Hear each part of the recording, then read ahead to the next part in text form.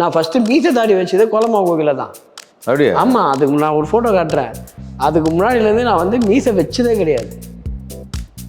மீசை வச்சு போய் சேட்டு பயமா இருக்கேன். மீசெல்லாம் எடுத்தோன்னா நார்த் இந்தியன். நான் ஒரு ஃபோட்டோ ஒன்று அனுப்புகிறேன். மீசை வச்சதே கிடையாது. நான் நெல்சன் சார் தான் என்ன பண்ணாருன்னா, அந்த கேரக்டருக்கு ஏற்ற மாதிரி கொஞ்சம் தாடி வளர்க்கலையா மீசை வச்சுக்க அப்படின்னாரு.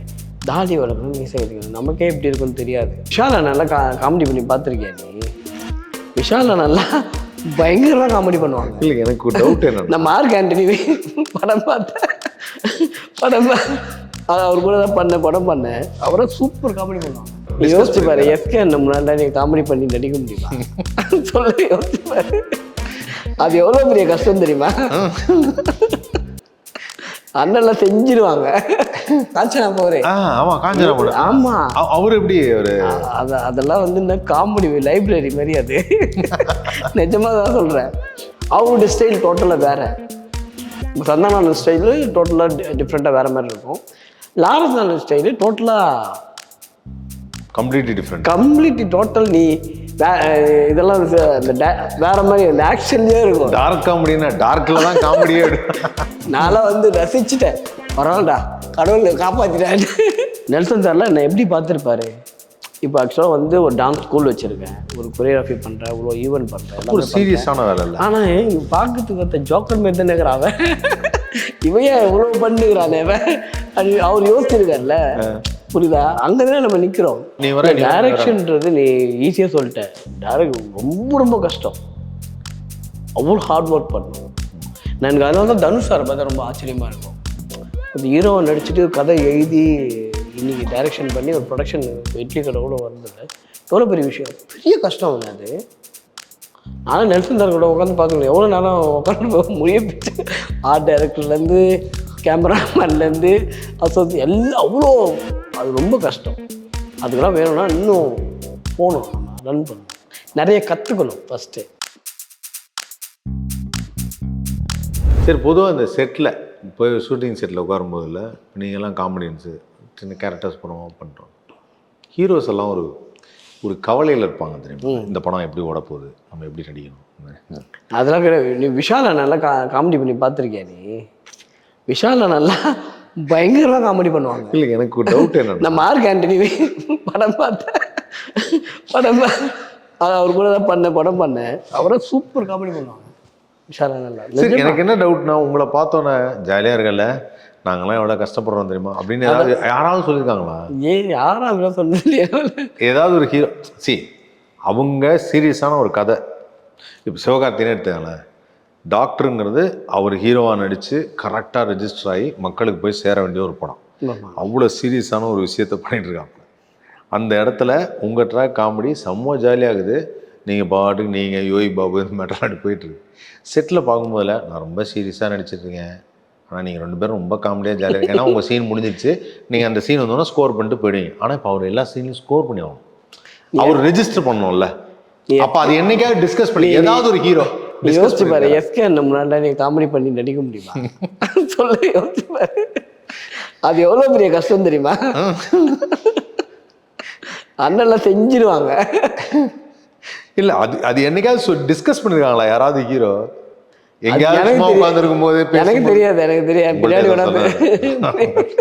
இப்போ விஷ்ணு விஷால், எஸ்கே விஷால், வேற யார், ரஜினி சாரு, சிம்பு சாரு, வேற யாரோட, வேற எந்த ஹீரோ நடிச்சது? சூர்யா சார் கூட. சூர்யா சாரு, லாரன்ஸ் படம் பண்ற காஞ்சனா போறே. ஆமா, காஞ்சனா போற. ஆமா, அவரு எப்படி அவரு அதெல்லாம் வந்து இந்த காமெடி லைப்ரரி மாதிரி. அது நிஜமா தான் சொல்றேன். அவருடைய ஸ்டைல் டோட்டலாக வேற. சந்தான ஸ்டைலு டோட்டலாக டிஃப்ரெண்ட்டாக வேற மாதிரி இருக்கும். லாரன்ஸ் ஸ்டைலு டோட்டலாக கம்ப்ளீட்லி டோட்டல். நீ இதெல்லாம் வேற மாதிரி அந்த ஆக்ஷன்லேயே இருக்கும். டார்க் காமெடினா டார்க்ல தான் காமெடியே. இப்போ பண்ணியிருக்கோம் பயங்கரம். காஞ்சனா 4. ஓகே. இப்போ ஒரு பாண்டிச்சேரி எபிசோட் போன வாரம் தான் முடிச்சுட்டு வந்தோம். செம்மையாக இருக்கும், அதை சொல்லக்கூடாது. நான்லாம் வந்து ரசிச்சுட்டேன். பரவாயில்லடா, கடவுள் காப்பாற்றிட்டேன். ஏன்னா அது மாதிரி ஒரு சீன்லாம் நமக்கு கிடைக்காது. புரியுதா? ஒரு காமெடி எனக்கு ஒரு ஒரு தொக்கான ஒரு விஷயம் கிடைக்கிறதுலாம் பெரிய விஷயம் இல்லை. அது பிரியாணி மாரி எங்களுக்கு. நானே இந்த வட சென்னை தீனா ஆனந்தராஜ் அண்ணன் எல்லாரும் சேர்ந்து பண்ணியிருப்போம். இந்த சாம் இருக்காவல சாம்சி, ஒரு 4-5 பேர் தேட்டர் தெரிச்சிடும் அந்த சீனுக்கு. அது கன்ஃபார்ம் ஹிட்டு. நல்லா இருக்கும், ஜாலியா. ஐயோ ஜாலிலாம் இல்லை, அந்த மாதிரி. சரி, இப்போ இதே இப்போ நீங்கள் வந்து ஒரு டான்ஸராக வந்து ஈவெண்ட் ஆர்கனைசர் டான்ஸராக வந்து இதெல்லாம் ஓகே. காமெடினா வரணும், இல்லை காமெடி ஆக்ஷன் பண்ணணுங்கிறது என்னைக்காவது தோணிருக்கு முன்னாடி சின்ன வயசில்? இல்லை விட நம்ம வந்து எப்படின்னா காமெடி, நம்மளே காமெடி விட நமக்கு தோணணும் அவசியம் இல்லை. இப்போது நெல்சன் சார்லாம் என்னை எப்படி பார்த்துருப்பாரு. இப்போ ஆக்சுவலாக வந்து ஒரு டான்ஸ் ஸ்கூல் வச்சுருக்கேன், ஒரு கொரியோகிராஃபி பண்ணுறேன், இவ்வளோ ஈவெண்ட் பண்ணுறேன், ஒரு சீரியஸான வேலை இல்லை. ஆனால் பார்க்கறதுக்கு ஒருத்த ஜோக்கர் மாரி தானே இருக்கிறான் இவையே இவ்வளோ பண்ணுகிறானே அவர் யோசிச்சிருக்கார்ல, புரியுதா? அங்கே தானே நம்ம நிற்கிறோம். கரெக்டு. ஸோ ஐடென்டிஃபை பண்ணிட்டாப்ல. ஆமாம் ஆமாம். நீங்கள் அது மாதிரி நினச்சி பார்க்கல, நம்ம லைஃப் இப்படி இருக்கும், நம்ம கேரக்டர் இப்படி தான் இருக்கு, நம்ம பண்ணுற கேரக்டர் தான் நம்ம பண்ணுறோம். நம்ம காமெடி கேரக்டர் எப்படி நம்ம பண்ண முடியும்? நம்ம ஜாலியாக இப்படி தானே இருப்போம் பசங்க கூட. என்னை சுற்றி எப்படியும் ஒரு 10 பேர் இருப்பானுங்க. இல்லை, பொதுவாக இந்த டான்ஸு கோரியோகிராஃபிலாம் பண்ணும்போது சினிமாவில் நடிக்க கூப்பிட்டானே, நான் ஒரு ஹீரோ தானே, நான் வந்து டான்ஸ்லாம் பண்ணுவேன் அப்படிங்கிற ஃபீல்லாம் இருந்தது. எப்படி அதெல்லாம் நடிக்க முடியும்? உனக்கு மனசாட்சி இருக்கா? இல்லைப்பா, இல்லை டான்ஸர்னா அது வந்து ஒரு எல்லாருக்கும் வருமா? இப்போ எனக்கு டான்ஸ் ஆட வருமா? ஜி நீ டான்ஸ் ஆடுறதுனால மட்டும் இவ்வளோ சினிமா வந்து இல்லை. ஒரு டான்ஸருக்கு வந்து ஒரு நல்ல எக்ஸ்பிரஷன் வரும். டான்சர்ஸ்க்கு வந்து பல்ஸ் உண்டுப்பா. நான் என்ன நினச்சிருக்கேன், டான்சர்ஸ்க்கு பல்ஸ் உண்டு, கரெக்டான அடுத்தடுத்த கட் எங்கன்னு தெரியும். டான்சர்ஸ்க்கு வந்து நல்ல ஸ்மைல் உண்டு, நல்ல அப்பியரன்ஸ். அதாவது ஸ்க்ரீனில் பார்க்கும்போது அப்படி நிற்கணும்னா நிற்பாங்க, அந்த ஒரு ஃபீலே டான்ஸில் கொடுப்பாங்க.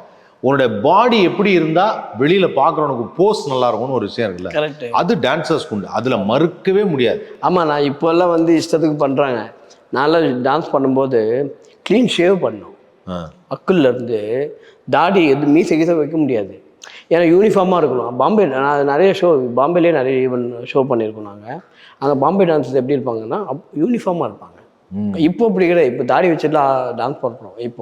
அப்போ இருந்த சிஸ்டமே வேறு. ஒரு ப்ரொஃபஷனல் நீ ஸ்டேஜில் ஏறணும்னா க்ளீன் ஷேவ் இருக்கணும், அந்த காஸ்டியூம் போடணும்னா மொத்த டான்ஸர் மாதிரி இருப்பாங்க. அந்த அந்த ஒரு ஈவனான, ஆமாம், டிசிப்ளின். நீ க்ளீனாக இருக்கணும், எல்லாம் துரத்தி விட்ருவான் உன்னை. நான்லாம் ஒரு நாள் நான் ஃபஸ்ட்டு மீசை தாடி வச்சதே கோலமா கோகில தான். அப்படியே? ஆமாம், அதுக்கு நான் ஒரு ஃபோட்டோ காட்டுறேன். அதுக்கு முன்னாடியிலேருந்து நான் வந்து மீசை வச்சதே கிடையாது. மீசை வச்சு போய் சேட்டு பேமா இருக்கேன். மீசெல்லாம் எடுத்தேன்னா நார்த் இந்தியன். நான் ஒரு ஃபோட்டோ உனக்கு அனுப்புகிறேன், மீசை வச்சதே கிடையாது. நான் நெல்சன் சார் தான் என்ன பண்ணாருன்னா, அந்த கேரக்டருக்கு ஏற்ற மாதிரி கொஞ்சம் தாடி வளர்க்கணும், மீசை வச்சுக்க அப்படின்னாரு. தாடி வளர்க்கணும், மீசை வளர்க்கணும், நமக்கே எப்படி இருக்குன்னு தெரியாது. ஆக்சுவலாக வந்து எங்கள் அம்மா வர இறந்துருந்தாங்க அந்த டைமில். அதனால் சரி அப்படியே வளர்த்தோம். அப்படியே அந்த கேரக்டர், அந்த விக்கு ஃபஸ்ட், அதுக்கப்புறம் ஓன் ஏர் இருந்தது, அப்புறம் விக்கெல்லாம் வச்சு அந்த கெட்டப்பே வர மாதிரி இருக்கும். சரி, எனக்கு வந்து ரெட்டின்னு பார்க்கும்போது இல்லை, ஒரு ஹாலிவுட் ஸ்டைலில் சொன்னேன், ஒரு க்ரீக் லுக்குன்னுவாங்க, மெல் கிப்சன் மாதிரி க்ரீக் லுக்னு சொன்னேன். எதுக்குன்னு சொன்னேன், இப்போ விளையாட்டுக்கு சொல்ல, இந்த கட் இருக்குல்ல, எனக்கு கமல் சார்ல பிடிக்கும். அவர்லாம் மெல் கிப்சன் அந்த மாதிரி தான் ரொம்ப பெரிய அளவு இல்லைப்பா. நினைப்பேன் என்ன சொன்னா, ஒரு வாரியர் படம், ஒரு ராஜா காலத்து வாரியர் படம், அதுல நடிக்கிறதுக்கு என்னைக்காவது ஆசைப்பட்டிருக்கீங்களா? ஒரு குதிரையில வந்துங்க நிக்கணும். அது வந்து எனக்கு வாரியர் எனக்கு வந்து எப்படின்னா நல்ல நல்ல சினிமா பண்ணணும், எனக்கு நிறைய சினிமா பண்ணணும்னா சார் நான் ட்ரை பண்ணுவேன். ஏன்னா இப்போதான் நான் பார்க்குறேன், ஒரு க்ளோஸில் ரெடின்னு பார்க்கும்போது நல்ல features, sharp eyes, long nose, இந்த கட்டு, அப்படி பார்க்கும்போது ஒரு லுக்கு, அதெல்லாமே இருக்குது. நீங்கள் பேச ஆரம்பித்த பிறகு தான் காமெடி. இதுதான் கரெக்டாக கண்டுபிடிச்ச பார்த்தியா? அது வரைக்கும் சீரியஸ். ஆமாம், அவ்வளோதான். பேச பார்த்ததுன்னு இல்லை, நம்ம பேசுகிறதே மாறுவோம். அது வரைக்கும் அப்படியே சீரியஸாக. ஸோ அந்த மாதிரி ஏதாவது வாழ்க்கையில் வந்து வித்தியாசமாக ஒரு கேரக்டர் பண்ணணும், நோ டாக் நத்திங், பார்க்குறதுலேயே த்ரில்லிங்காக இருக்கணும், டெரராக இருக்கணும். அது மாதிரி தான் அமைஞ்சிருக்கா யாராவது? இப்போ அதுதான் கதை பண்ணிகிட்ருக்கோம். அது அது சூப்பராக இருக்கும். சூப்பர். அது கேட்கணும்னு நினச்சேன். ஒரு டான்ஸ் மாஸ்டரில் படம் பண்ண பிரபுதேவா மாஸ்டர், லாரன்ஸ் மாஸ்டர், இவங்க எல்லாருமே எனக்கு, இவங்க 2 பேருமே எனக்கு ரொம்ப பிடிச்சது என்னென்னா, எகெயின் நான் சொல்லும் போது பல்ஸ், அவங்களுக்கு இந்த கட்டு எங்கள் டைமிங்னு தெரியும். ஸோ டான்ஸில் எப்படி வந்து ஒரு லேக் இல்லாமல் போதோ அப்படி படத்தில் போகும். இவங்க எல்லாரும் அது மாதிரி ரெடின் எப்போ ஒரு டைரக்ஷன். ஏன்னா நீங்க வெறும் காமெடினா ஆமா, நான் அந்த வெறும் காமெடினா அதை கேட்டிருக்க மாட்டேன். இல்ல வெறும் காமெடினா தான் இதை நான் கேட்டிருக்க மாட்டேன். ஆனா ஒரு டான்சர், ப்ரொஃபஷனல் டான்சருக்கு நான் ரொம்ப சீரியஸா கேட்குறேன். ஒரு ப்ரொஃபஷனல் டான்சர்னா அவருக்கு ஒரு கதை எப்படி ஆரம்பிக்கணும், எங்க ஆரம்பிச்சு எங்க முடியும் அப்படிங்கிறது ஒரு தெரியும். அது என்னுடைய தாட். நான் இது வரைக்கும் பார்த்ததுலையும் நடந்திருக்கு. ஒரு டான்ஸ் கோரியோகிராஃபர்ஸ் வந்து they are the greatest directors எனக்கு தெரிஞ்சு. டான்ஸ் டைரக்டர்னு வாங்க இல்லையா, அது மாதிரி தான். எப்படி ஒரு க்ரௌடை நீங்கள் இது பண்ணி கரெக்டாக இது ஒரு ட்ராமா நீ வர டைரக்ஷன்ன்றது நீ ஈஸியாக சொல்லிட்டேன். டைரக்ட் ரொம்ப ரொம்ப கஷ்டம். அவ்வளோ ஹார்ட் ஒர்க் பண்ணும். எனக்கு அதனால தான் தனுஷ் சார் பார்த்தா ரொம்ப ஆச்சரியமாக இருக்கும். ஒரு ஹீரோவை நடிச்சுட்டு கதை எழுதி இன்னைக்கு டைரக்ஷன் பண்ணி ஒரு ப்ரொடக்ஷன் இப்போ இட்லி கடை கூட வந்ததில்லை. எவ்வளோ பெரிய விஷயம், பெரிய கஷ்டம் அவனு. அது நானும் நெல்சன் சார் கூட உட்காந்து பார்க்கல, எவ்வளோ நேரம் உட்காந்து முயற்சி. ஆர்ட் டைரக்டர்லேருந்து கேமராமேன்லேருந்து எல்லாம் அவ்வளோ, அது ரொம்ப கஷ்டம். அதுக்கெல்லாம் வேணும்னா இன்னும் போகணும், நம்ம ரன் பண்ணணும், நிறைய கற்றுக்கணும் ஃபஸ்ட்டு. இப்போ நெல்சன் சார் வந்து ஒர்க் பண்ணுறது, இப்போ நெல்சன் வந்து ஆஸ் அ ஃப்ரெண்ட்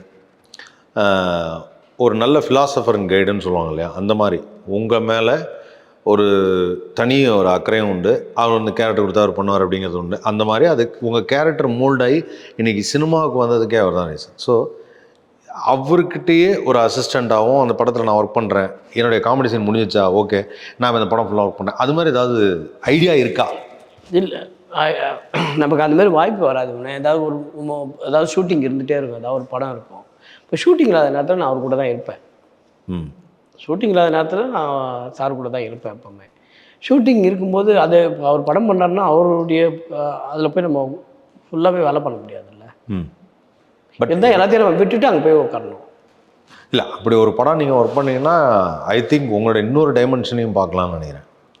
இப்போ நீங்கள் வந்து நெல்சன் சார் கூட்டு வரலன்னா வேலை பண்ணுவோம். அதான் கண்டிப்பாக வேலை பண்ணுவோம். ஏன்னா சார் எப்படி வேலை வாங்குவார், அவர் ஸ்ட்ரிக்டாக இருப்பார் பயங்கரமாக. அந்த டைமிங் அரிது இந்த மாதிரி ஒருத்தர் கிடைக்கிறது அரிது, ஃப்ரெண்ட் ஆகும். ஆமாம், என்ன எவ்வளோ பெரிய விஷயம். அவர் வந்து ஜஸ்ட் இன்ட்ரடியூஸ் பண்ண ஒரு டேரக்டர் மாதிரி இல்லாமல் ஒரு நல்ல பர்ஃபெக்டான ஒரு டேரக்டராக இருக்கும்போது அவர்கிட்ட என்ன ஒர்க் பண்ணுற ஸ்டைலு. ஏன்னா யூ பீயிங் எ டான்ஸ் கோரியோகிராஃபராக இருக்கிறதுனால அப்படி பண்ணும்போது நீங்கள் ஏன் ஒரு படம் டைரக்ட் பண்ணக்கூடாதுன்னு கேட்குறேன். அது ரொம்ப கஷ்டம். இப்போ வேண்டாம்ல, அது ரொம்ப ரொம்ப கஷ்டம். லேட் ஆகும், கஷ்டம். அதாவது என்னன்னா யோசிச்சு பாருங்க. இல்லை அதாவது என்னன்னா அப்புறமா பண்ணலாம், இல்லை ஒரு வருஷம் கழிச்சு, கஷ்டம் வேணாம். மக்கள் பாவம்ல, புரியல. நம்ம ஒரு படத்தை டைரக்ஷன் பண்ணி அதை அவங்கள பார்க்க வச்சு இதுக்கு அந்த டைலாக் தான் எனக்கு கொடுமை. அது நீ வாயில இப்படிட்ட இருக்கட்லாம் அதுதான் அது. ஆனால் இப்போ அந்த மாதிரி எனக்கு ஐடியா இல்லை. சரி, ஓகே, ஃபைன். சரி, வேறு ஏதாவது என்ன புது பரிமாணங்கள் இப்போது? அதே மாதிரி அதர் தென் திஸ் எனக்கு வந்து ரெடின் பற்றி கேள்விப்படும் போது இப்போ நீங்கள் நிறைய ஈவெண்ட்ஸ்லாம் பண்ணலாம் சொல்லுவீங்க. அதுக்கப்புறம் பார்த்தா ஒருத்தர் என்கிட்ட சொன்னார், சார் தீவுத்திரல் எக்ஸிபிஷன் தெரியுமா சார், அது ரெடின் தான் சார் ஃபுல்லாக இது பண்ணுறாரு அப்படின்னாரு. இது எப்போ இருந்து ஆரம்பிச்சது? இதுதான் இந்த ஈவெண்ட்லாம் பண்ணி ரொம்ப ஈவெண்ட் பண்ணி போர் அடிக்கும்ல, அந்த மாதிரி ஆகிட்டேன். உண்மையாக சொல்கிறேன். எப்படின்னா ஒரு மாதத்துக்கு 40-50 ஈவெண்ட் பண்ணுவோம். அதுக்கப்புறம் என்ன அடுத்த கட்டத்துக்கு போனோம்னா ஒரு பப்ளிக் ஈவெண்ட் ஒன்று பண்ண. ஃபோன் எடுத்தா நச்சுங்கிறானு. வா நாளைக்கு காலைல அங்கே ஆடணுமா, மத்தியானம் இங்கேயா, சாயங்காலம் இங்கே, அது ஓகே, நைட்டு வந்து ஆடிக்கிறேன் விடு அப்படின்னு. அந்த மாதிரி ஈவெண்ட் இல்லை, நான் நியூ இயர் ஈவெண்ட்டே 20 ஈவெண்ட் பண்ணுவேன் சென்னையில். நியூ இயர் நைட் மட்டும் அவ்வளோ ஈவெண்ட் பண்ணுவேன். எல்லா ஹோட்டல்லையும் சவுண்டில். அப்போ டிஜே இதெல்லாம் பெரிய ஃபேமஸ் இல்லை. சவுண்டில் டிஜே, டான்ஸ் டீமு. அப்போ ஃபேஷன் ஷோ பயங்கரமாக இட்டு. இப்போ கொஞ்சம் கம்மியாக இருக்குது இங்கே. கரெக்டு. இப்போ 2003லலாம் வந்து எங்கே பார்த்தாலும் ஃபேஷன் ஷோ தான் நியூ இயர் நைட்டு. ஆமாம், new year night fashion show. நான் நிறைய விஜிபிலலாம் அந்த லான் இருக்குல்ல, அந்த லானில் போய் ரெகுலராக பண்ணுவேன். நான் ஒரு 4-5 வருஷம் பண்ணேன். இந்த உயிரை பிடிச்சின்னு ஒன்று வேலை பண்ணுவோம்ல, அது அன்றைக்கி மட்டும்தான். ஏன்னா பப்ளிக்கு கிட்டத்தட்ட 5000 பேர் வந்துடுவாங்க. சாதாரணமாக இருக்க மாட்டாங்க. ஃபுல்லாக வந்து சரக்கு. யோசிச்சுப்பாரு, அவங்க என்ன பண்ணுறாங்கன்னு தெரியாது. அவங்க கால் தரையில் படாது. எனக்கெல்லாம் உயிரை பிடிச்சிட்டு எப்படா அந்த 12 மணிக்கு முடியும் அந்த நியூ இயர் எக்யூப்மெண்ட் தம்பி அது தொடாதீங்க, அந்த நியூ இயர் அந்த பாட்டை போடுவோன்ற மாதிரி அவ்வளோ திக்கில் இருப்பேன். அந்த 11 to 12 இருக்குல்ல, அது வந்து அவ்வளோ கஷ்டம். கண்ட்ரோலே பண்ண முடியாது. கண்ட்ரோல் பண்ண முடியாது. உற்சாக வெள்ளத்தில்